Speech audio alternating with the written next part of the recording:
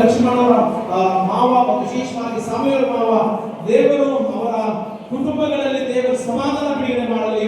ಆ ತಾತನ ಆತ್ಮಕ್ಕೆ ದೇವರೇ ಪ್ರಸನ್ನ ತುಂಬಿಸಲಿ.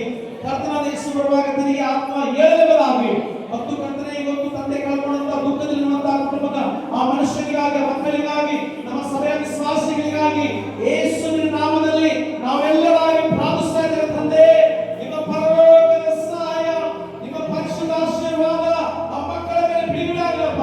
ಆ ಯೇಸುವಿನಲ್ಲಿದ್ದೆಲ್ಲ ಜನರ ಮೇಲೆ ಬಿಡುಗಡೆ ಆಗಲಿ. ಅವರೆಲ್ಲರೂ ಕಣ್ಣೀರಿನಲ್ಲಿದ್ದಾರೆ, ಅವರೆಲ್ಲರೂ ದುಃಖ ನಿರಾಶೆಯಿದ್ದಾರೆ. ಯೇಸುವೇ, ನಿನಗೆ ಅವರಿಗೆ ಸಮಾಧಾನ ಆಗಲಿ.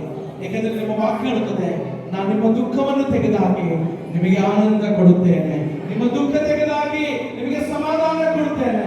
ಪ್ರಭು, ಅವರ 5 ಕುಟುಂಬಗಳಿಗೆ ಸಮಾಧಾನ ಕೊಡುತ್ತೇನೆ ಮತ್ತು ಯೇಸುವಿನಂತೆಲ್ಲ ಕುಟುಂಬಗಳಿಗೆ ಒಳ್ಳೆಯದು.